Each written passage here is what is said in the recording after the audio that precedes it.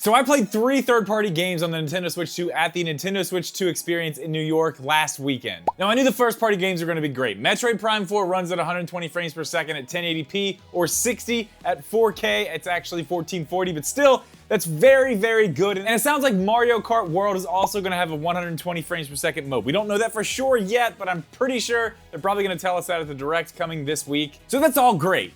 But the big question still remains third-party games on the Nintendo Switch 2. That was something we had a big problem with on the Switch 1. Yes, we got some third parties. We got some impossible ports, like The Witcher, Doom Eternal. There's a lot of other games that had no business running on the Switch, and they did. While it was impressive that they ran on the Switch, we have to be honest, they didn't run great, they didn't look amazing. The Witcher was passable. I played The Witcher 3 on the Switch. I really enjoyed it. They updated it again later in a couple of years and it ran even better. But let's be honest, there are way better places to play any of those games. So the question is today, has the Nintendo Switch 2 fixed the third-party issue? We're gonna talk about the 3 games I played right now. We're gonna start with Split Fiction. Now, this is the first game when I walked in that I played. Of all of the games in the main room, there was a whole row of consoles set up where you could play the game. There were a lot open. Once I walked up to it, I saw why. Split Fiction, unfortunately, does not look amazing on the Switch 2. Now, this could be an early build because, again, Cyberpunk, another game that I played,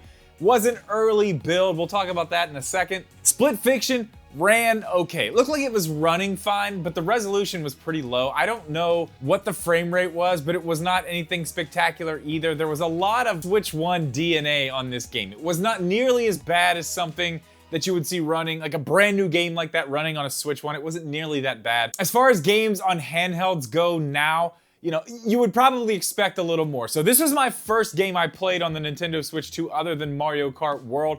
So this actually did worry me a little bit. After that, I went over, I played Metroid Prime 4, you know, a couple other first-party games. I was back, everything was fine. So the next third-party game I went over to was Hogwarts Legacy. That game looks pretty bad on the Nintendo Switch. It's not even truly open world. They had to cut sections off to put loading screens so they could have the game actually run decent. Hogwarts Legacy on the Switch 2, I will say, is a gigantic improvement over the one on the Switch, and I would say it's even comparable to something, not the PS5, but it still gives you everything that the PS5 version has as far as looks. Maybe not resolution, maybe not frame rate. I'd say maybe frame rate's actually probably in the same area.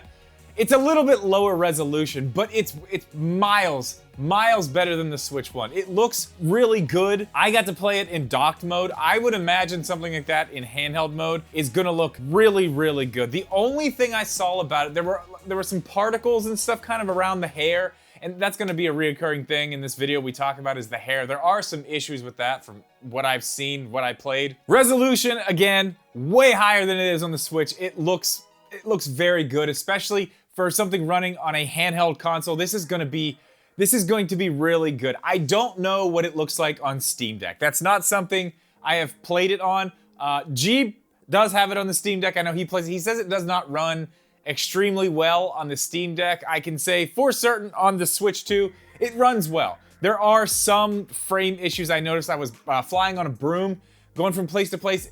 In that area, I did notice some frame drops, but it was nothing crazy, nothing egregious, nothing that I'm gonna not be able to play. You know, when you talk about games on the Switch 1, even first-party games like Echoes of Wisdom, that had so many frame dips and drops that it was really, really hard for me to enjoy that game because of them. This was not like that. I got to play a really long mission with, I fought a dragon, or maybe I was actually fighting other people who were trying to fight a dragon or her dragon. Either way, there was a lot of stuff going on.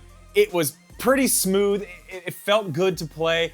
Hogwarts Legacy was definitely one that I am probably going to get on the Switch 2. I have it on PS5. I didn't really get that far into it. The only reason I bought it is because I got it for like 15 bucks, but I may actually spend the full price and get that one on Switch 2. The last third-party game I played was Cyberpunk 2077, and this is where I was completely blown away. Now, the lady who was standing beside me telling me about the game and how to play it told me that this game was a 7-week build, is how she explained it. So this was basically them working on it for 7 weeks and putting it out like this. This is not even the final version that's going to be out when we get it on the Nintendo Switch 2. This is just the version that they put out for these demos and just to show some stuff for the Direct. Now, I do want to reference a Nintendo Life video. They did a video showing comparisons between the Switch 2 footage we got and footage of Cyberpunk 2077 running on a Steam Deck, and they are miles apart. The Switch 2 absolutely decimates the Steam Deck when it comes to running Cyberpunk 2077, and I got to experience that firsthand. It is unreal that this is running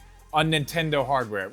Switch 2, I don't care what it is. The fact that Nintendo has a game that looks like this, it's running at this resolution, this frame rate, I'd say it was probably somewhere in the 30s, 40s. It was very, very stable wherever it was at. I didn't notice any big frame drops. Nothing crazy was happening. I was in a big gunfight. Lots of stuff happening on screen. It was pretty smooth for the most part, and the resolution was great. It looked amazing. I know a lot of people are comparing it to a PS4. I have seen comparison of PS5 and this version, and while no, it's not what the PS5 is, but this is an older game, you know? This is a version of the game they're using new tools on, and they're gonna be able to make this look better than the PS4 version, obviously. This looks great. I don't know about handheld mode, but I can tell you this. What I saw from Cyberpunk 2077 on the Nintendo Switch 2 gives me a ton of hope for the future for third parties. Not only is this going to be one of the first games we see third parties put on the Switch, it looks amazing, and this is usually where we see people not understand the hardware quite as much,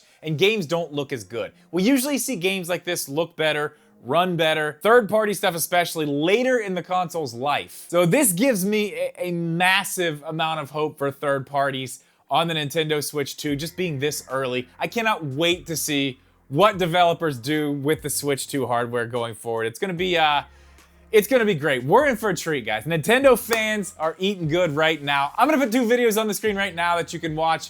More stuff about my trip to New York. We're running out of stuff to do with New York stuff. We're gonna move on to some other stuff soon. But here's a few of those. Thank you guys so much for watching this video. Please leave a like. Make sure you are subscribed.